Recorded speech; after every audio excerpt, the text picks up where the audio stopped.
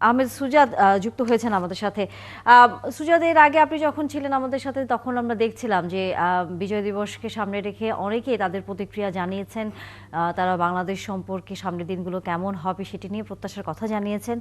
এখন এই মুহূর্তে সেখানে যারা আসছেন শ্রদ্ধা জানানোর জন্য বা বিজয় দিবস উদযাপনে যে আনন্দটি ভাগ করে নিতে, তারা কি প্রতিক্রিয়া দিচ্ছেন?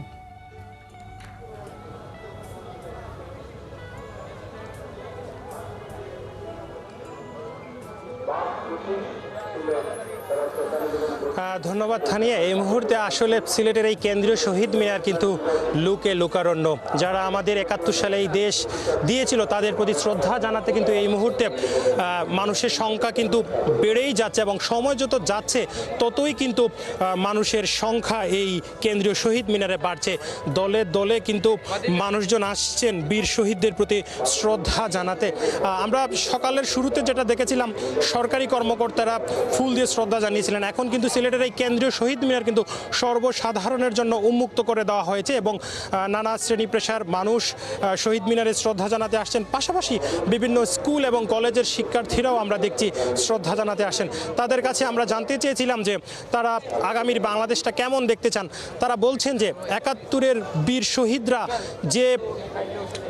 যে জন্য প্রাণ দিয়েছিলেন স্বাধীন সার্বভৌমত্ব এই বাংলাদেশ, এবং এই বাংলাদেশে কোনো বৈষম্য থাকবে না, তারা মূলত এটাই চেয়েছিলেন। এই মুহূর্তে আপনারা নিশ্চয়ই দেখতে পাচ্ছেন যে সিলেট ইন্টারন্যাশনাল ইউনিভার্সিটির পক্ষ থেকে সেখানে শ্রদ্ধাঞ্জলি জানানো হবে। পাশাপাশি এই ভার্সিটি ছাড়াও স্কুলের শিক্ষার্থীরাও আসছেন, এবং সময় যত যাচ্ছে ততই কিন্তু সাধারণ মানুষের আগমন কিন্তু এখানে বেড়ে যাচ্ছে। আমরা একটু কথা বলবো। আমাদের সাথে আছেন এমসি কলেজের সাবেক প্রিন্সিপাল নিতাই চন্দ্র স্যার। স্যার, আজকের বাংলাদেশ কেমন, এবং ৭১ থেকে আমরা কি শিক্ষা নিয়ে আগামী বাংলাদেশ বিনির্মাণ করতে পারি?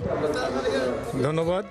আগামী বাংলাদেশ বিনির্মাণে আমাদের যুব সমাজকে শক্তিশালী করতে হবে, প্রত্যাশা সামনের স্বপ্ন দেখাইতে হবে। আমি বিশ্বাস করি ৫৫ বছরের বিজয় দিবস উপলক্ষে বাংলাদেশের সকল শ্রেণীর নাগরিককে আমি ধন্যবাদ জানাচ্ছি, কৃতজ্ঞতা জানাচ্ছি। আজকে আমরা অত্যন্ত আনন্দিত যে নতুন পরিবর্তিত বাংলাদেশে আমরা যুব সমাজকে আমরা শক্তিশালী করব, সেই প্রত্যাশা। অসংখ্য ধন্যবাদ। তানি, আপনি শুনছিলেন যে আমরা একজন শিক্ষকের সাথে কথা বলছিলাম। তিনি আসলে বলছিলেন যে আগামীর যে বাংলাদেশ বিনির্মাণ হবে সেই বাংলাদেশ যাতে যুব সমাজরা এগিয়ে নিতে পারে, এবং যুব সমাজকে সবাইকে সহযোগিতা করতে হবে। পাশাপাশি বাংলাদেশের তরুণ ছাত্র যুবকরা ২৪-এর যে গণ অভ্যুত্থান করেছে সেই অভ্যুত্থান থেকে আমাদের শিক্ষা নিতে হবে। পাশাপাশি ১৯৭১ সালে শহীদরা যে ত্যাগ দিয়েছিল এবং যাদের রক্তের বিনিময়ে আজকে আমাদের এই বাংলাদেশ অর্জিত হয়েছে, এবং স্বাধীনতা কিন্তু আজকে আমরা ৫৪ থেকে ৫৫ বছরে পদার্পণ করছি, এবং এই ৫৫ বছরে বাংলাদেশ যতটুকু এগিয়েছে আগামীতে আরও যতদিন যাবে ততটুকুই কিন্তু বাংলাদেশ এগোবে, এবং আরও দ্রুত গতিতে এগোবে। কেননা শহীদ মিনারে যারা শ্রদ্ধা জানাতে আসছেন তারা বলছেন যে এই মুহূর্তে আসলে দেশকে যেভাবে মানুষ ভালোবাসছে, দেশের জন্য যেভাবে তরুণরা প্রাণ দিয়েছে, সেটাই প্রমাণ করে বাংলাদেশ কখনো মাথা নোয়াবার জাতি নয়। বাংলাদেশ এগিয়ে যাবে, তার দৃঢ় গতিতে কেউ সেটা আটকাতে পারবে না। তো তানিয়া, শহীদ মিনারে যত সময় যাচ্ছে ততই কিন্তু মানুষের উপস্থিতি বাড়ছে। পাশাপাশি আজকে কিন্তু শহীদ মিনারে শ্রদ্ধা জানানোর পাশাপাশি সিলেটের বিভিন্ন বিশ্ববিদ্যালয়ে যাদের শহীদ মিনার আছে তারা সেখানে শ্রদ্ধা জানাচ্ছেন। পাশাপাশি এই শহীদ মিনারের পাশে রেড ক্রিসেন্টের পক্ষ থেকে রক্তদান কর্মসূচি চলছে, এবং বিভিন্ন দপ্তরে বিভিন্ন প্রতিষ্ঠানে কিন্তু নানা আয়োজনের মধ্য দিয়ে আজকের এই বিজয় দিবস পালিত হচ্ছে। তানিয়া। রাজু, নিশ্চয়ই শুনতে পাচ্ছেন আপনি আমাকে, আশা করি, এবং খুলনার বিজয় দিবসের খবর আপনার কাছ থেকে আমরা জানতেই চাই।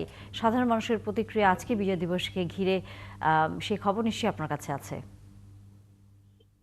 ধন্যবাদ আপনাকে সহ ৭১ টেলিভিশন থেকে সবাইকে বিজয় দিবসের শুভেচ্ছা জানাচ্ছি।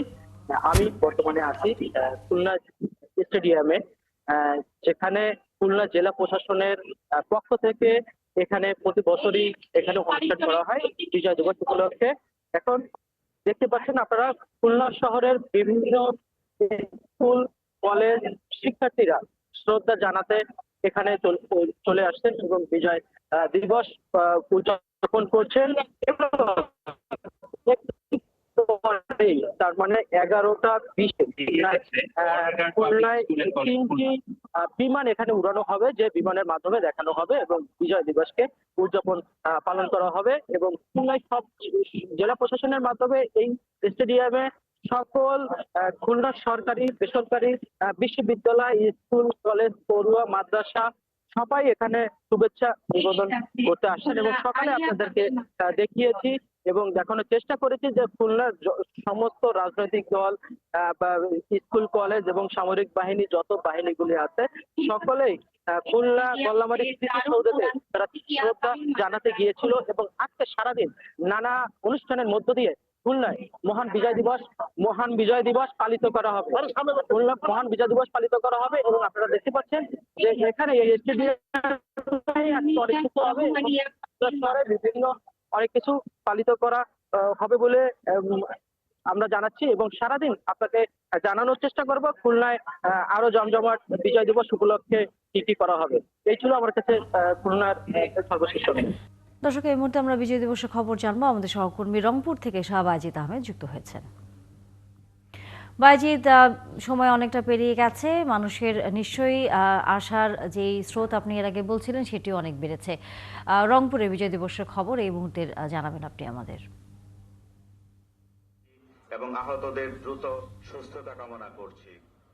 জেলা প্রশাসন রংপুরের উদ্যোগে মহান বিজয় দিবস যথাযোগ্য মর্যাদায় উদযাপনের লক্ষ্যে তানিয়া, এই মুহূর্তে আমরা রয়েছি রংপুরের স্টেডিয়ামে। এখানে বিভিন্ন শিক্ষা প্রতিষ্ঠানের শিক্ষার্থীরা তারা কিন্তু কুচকাওয়াজে অংশ নিচ্ছেন এবং ইতিমধ্যেই অভিবাদন মঞ্চে বিভাগীয় কমিশনার, রংপুরের জেলা প্রশাসক আর রংপুর রেঞ্জের ডিআইজি তারা উপস্থিত হয়েছেন এবং কুচকাওয়াজ শুরু হবে। এছাড়াও মঞ্চে রয়েছেন বিভিন্ন সাংবাদিক, সামাজিক সাংস্কৃতিক সংগঠন এবং মহান মুক্তিযুদ্ধে অংশ নেওয়া বীর মুক্তিযোদ্ধারা।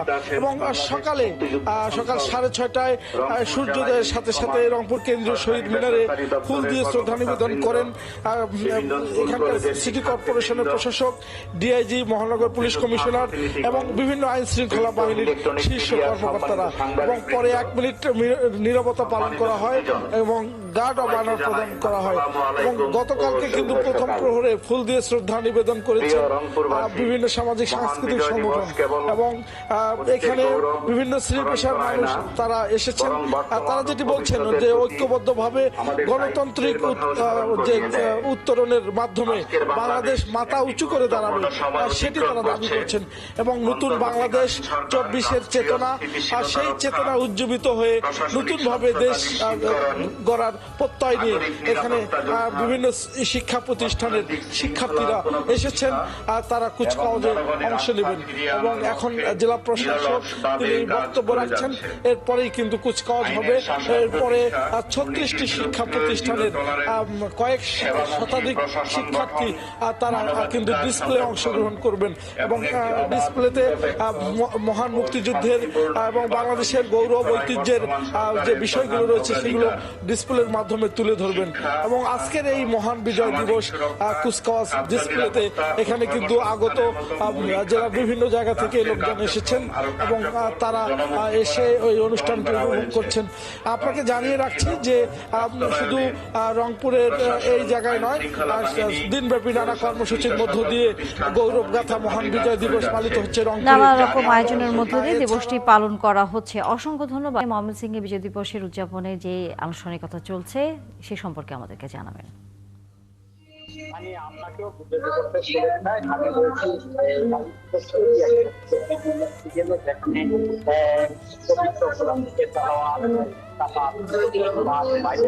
মধ্য দিয়ে পায়রা এবং এখানে এই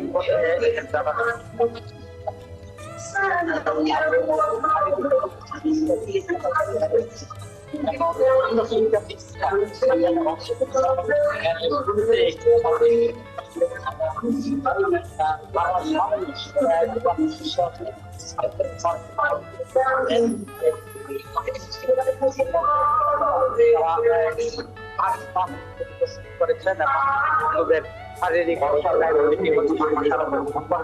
এবং এই সময় শারীরিক কসরত এবং শুরু হয়েছে এবং সকাল 8টায় এখানে শুরু হয়েছে। এখানে যারা অংশ নিয়েছে তাদের পুরস্কার বিতরণের মধ্য দিয়ে এটি আসলে সমাপ্ত হবে। এর আগে আমরা নগরীর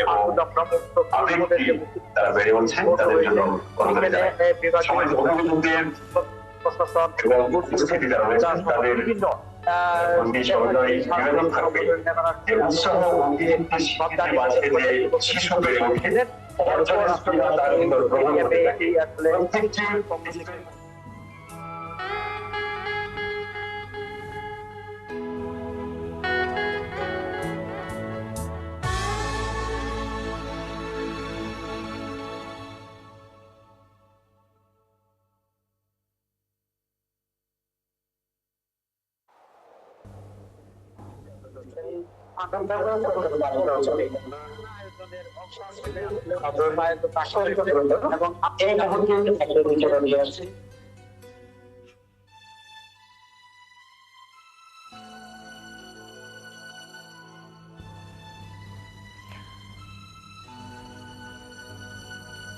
বাবুল হোসেন, ধন্যবাদ আপনাকে।